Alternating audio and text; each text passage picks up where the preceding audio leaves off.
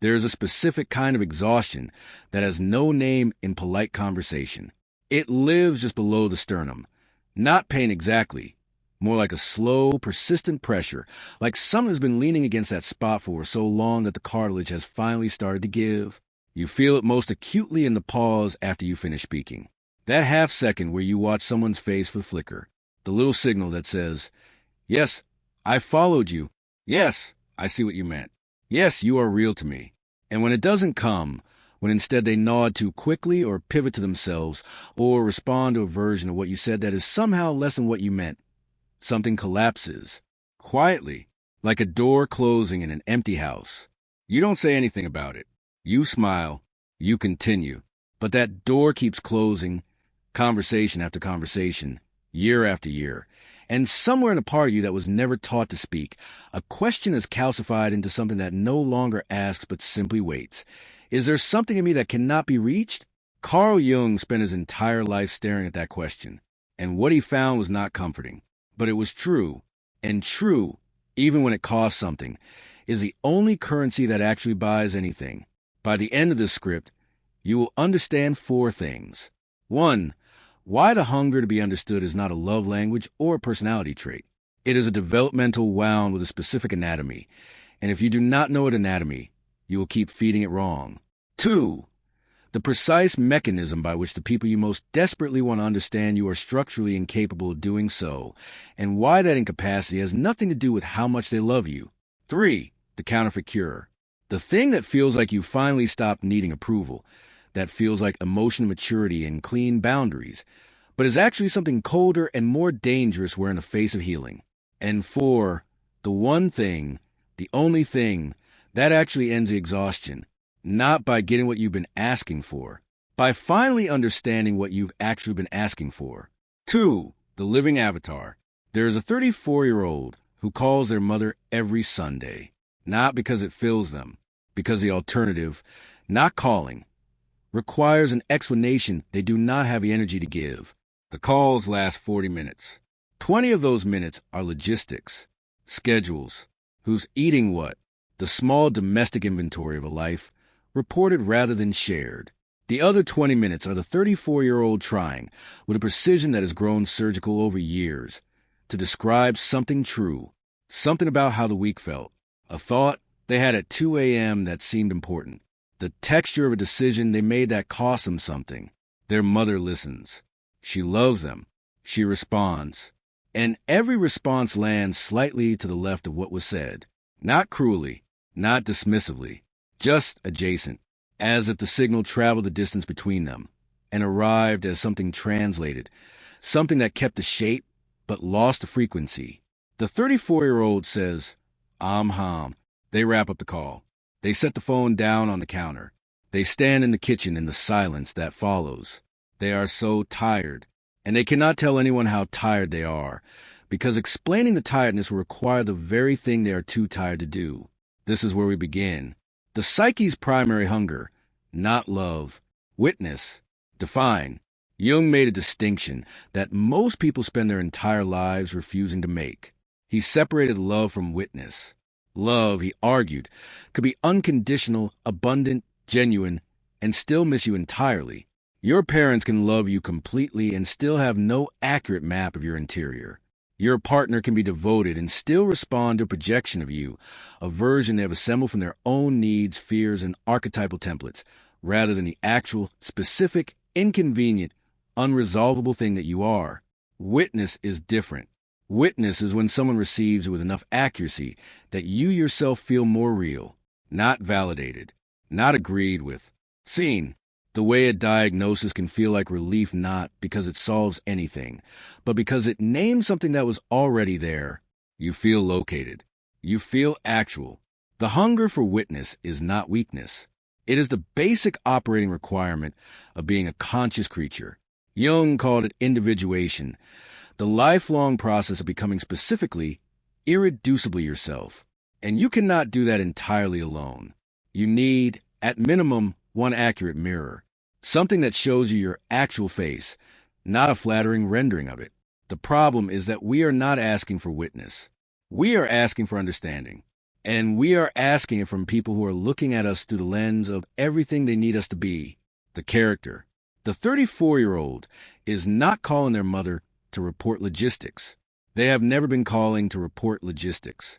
They are calling because somewhere in the original architecture of the self, their mother's face was the first mirror, the first thing that told them, you exist, you matter, the thing you feel is real. And the body, the deep pre-rational body, does not update this database easily. The body keeps returning to the original mirror, even when the mirror is cracked, even when what it reflects back is not quite right, because returning to the wrong mirror still feels less terrifying than accepting that the mirror cannot be fixed. The viewer. Think of the person you call when something important happens. Before the call, before you dial, notice the image in your head, what you are imagining their response will look like, the face you are picturing, the specific words you need from them. Now ask yourself, when was the last time the actual call matched that image? If the answer requires you to go back further than a few months, if the answer requires some excavation, then what you have been calling is not a person. You've been calling a hope, and hopes do not pick up the phone. Projection, the mechanism by which love misses. Define. Jung's concept of projection is the most practically important idea he ever wrote down, and also the most consistently misunderstood. People hear projection, and they think it means accusing others of your own faults. That is a tiny corner of it. The larger truth is this: every human being, when they look at another person, is only partly seeing that person. The rest of what they see is a collage assembled from their own interior. Their fears, their wishes, their unresolved grief, their unmet hunger. The collage is so seamless, so convincingly detailed, that it does not feel like collage. It feels like reality. Your mother does not see you when she looks at you.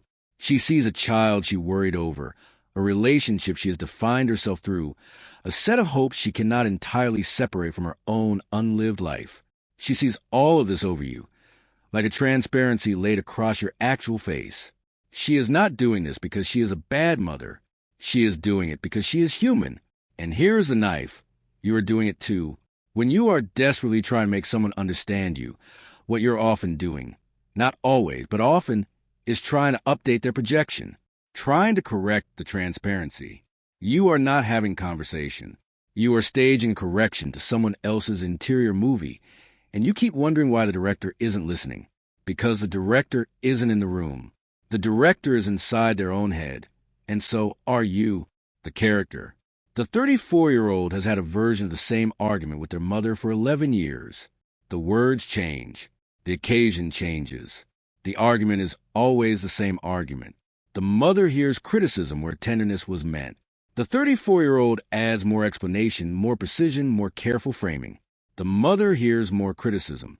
The 34-year-old redoubles their effort. The mother hears a child who doesn't respect her. They are both trying. They are both in pain. They are talking to their own interior. They will have this argument again next Sunday, not because they are broken, because they have not yet understood what the argument is actually about. The viewer. Is there someone in your life with whom you have been trying to have the same conversation for years? The conversation where you need them to finally understand what you actually meant? The conversation you keep rewording, reapproaching, trying from different angles with different levels of patience? That conversation will not resolve, not the way you are approaching it, because the thing you are trying to correct is not a misunderstanding. It is a projection, and projections do not update through explanation. They dissolve, when they do at all, through something much slower and much harder. The persona, the performance that replaced the person. Define.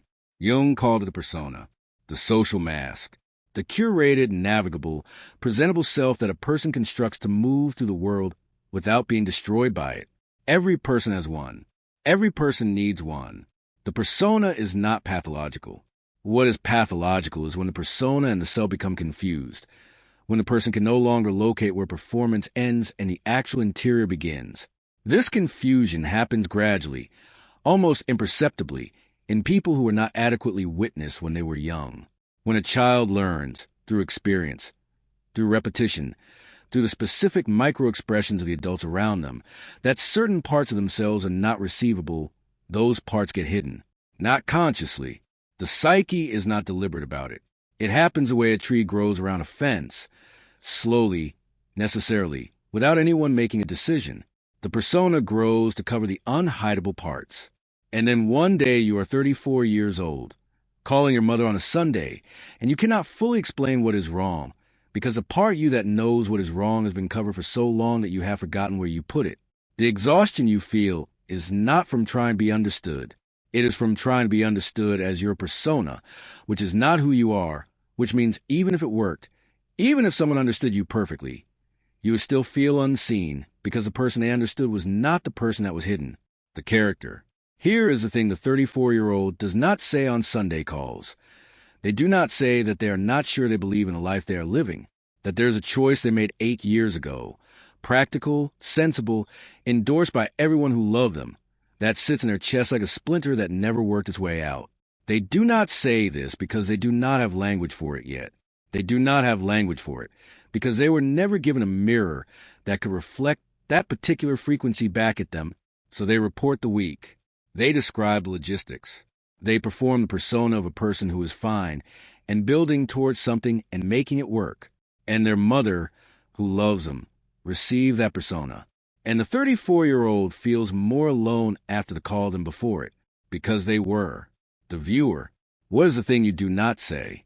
Not because it is unspeakable, because you have never had anyone who could receive it without converting it into something more manageable, something more familiar, something less you? Sit with that question. Do not answer it out loud. Just locate the thing. That thing, that specific, hidden, unreceivable thing, is not the problem. That thing is you, and has been waiting.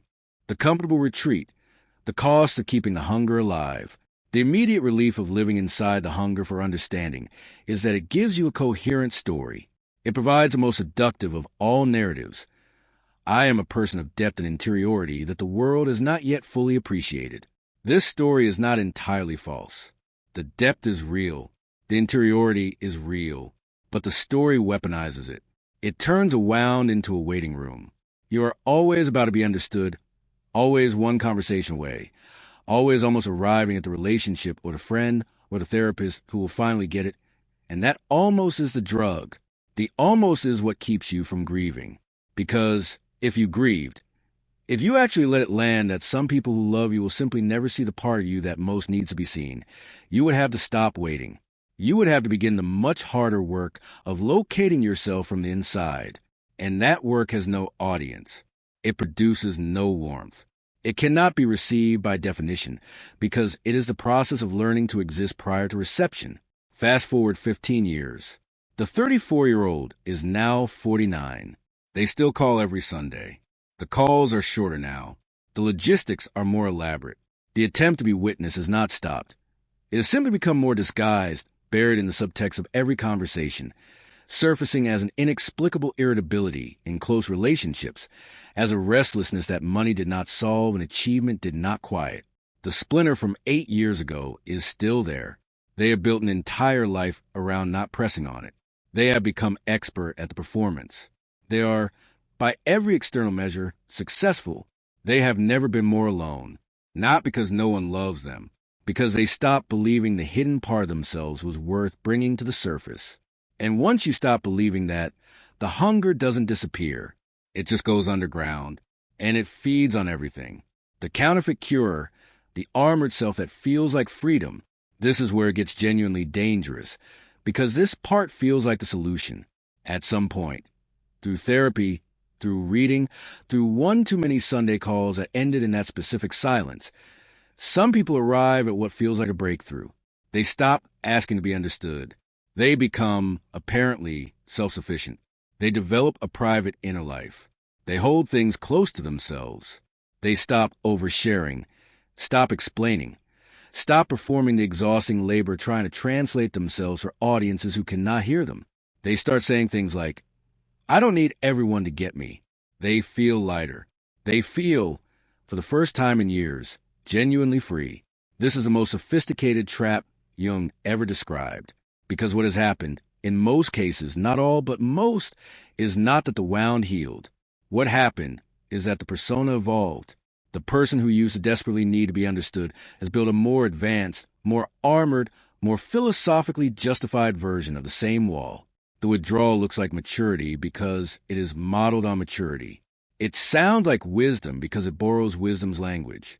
It feels like freedom because it is genuinely a relief, the relief of no longer being hurt, because you are no longer accessible. The difference between this counterfeit and the real thing is almost impossible to see from the inside. It is nearly invisible, because real individuation, Jung's actual prescription, also involves a kind of radical interiority.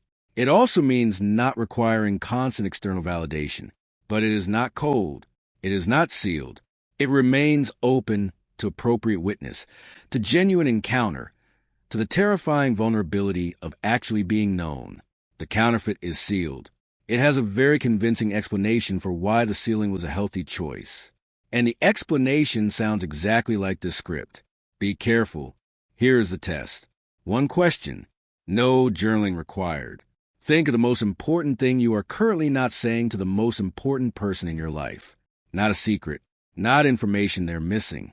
I mean emotional truth. The real texture of something you are experiencing that you have not found words for with them. Now ask yourself this. Am I not saying it because I am still deciding how to say it, or because I have already decided they cannot receive it? If the answer is the first, you are in motion. You are still in the vulnerable, unresolved, living part of the process. That is difficult, but it is alive. If the answer is the second, and if that decision was made quietly without a conversation, without even a failed attempt, then you are not practicing wisdom or discernment. You have sealed something. You have decided, on someone's behalf, that they do not get access to you. And once that decision is made and not examined, it does not stay contained to that one person. It becomes a default. And one day, you look up and you realize you have not been fully present in a conversation in years. You have been there. You have been competent and warm and engaging. But you have been managed, curated, performed. You became your own persona. And there is no one to call about it. Jung was not optimistic about this. He was not a cheerful man. He did not write like someone who believed the wound would close cleanly. He wrote like someone who had spent decades sitting with his own shadow and had arrived, not at peace exactly, but at something that deserved to be called honesty. What he found was this. The goal is not to find someone who will finally, perfectly understand you. That person does not exist, not because people are inadequate, but because complete mutual understanding between two distinct interior lives is a fantasy, a beautiful, seductive, deeply human fantasy that has nothing to do with how consciousness actually works. The goal is individuation, becoming specifically yourself, regardless of witness, becoming so accurately acquainted with your own interior. The thing you are not saying, the splinter you are not pressing, the door you have stopped letting people walk through, that you no longer require someone else to validate its existence for you to believe in it. This does not mean isolation. It does not mean the sealed self. Here is the observable difference. The one behavior that tells you whether you are moving toward individuation or toward the armored counterfeit. After a conversation in which you were not perfectly understood, in which the signal arrived adjacent to what you meant, in which the translation failed, in which you sat with that specific silence, do you still return? Not to fix it, not to correct the misunderstanding, not to try again with better words. Do you return simply because the relationship matters and you have decided that partial understanding between two imperfect people is not an insult to the depth of either of them? That choice, to return, to stay, to not seal, without requiring accuracy as the price of access, is a behavior, not a feeling, not an insight, a choice you make with your body. By picking up the phone on Sunday, knowing it will be 40 minutes, knowing the signal will arrive slightly wrong. Calling anyway, not because it fills you, because you have learned to fill yourself first. And now the call is something you can give rather than something you are extracting. That is not triumph, but it is real. In the comments, I want you to complete this sentence. Not for me, not for engagement. Complete it because reading it back to yourself in the comment box will be the most honest you've been about it in longer than you want to admit.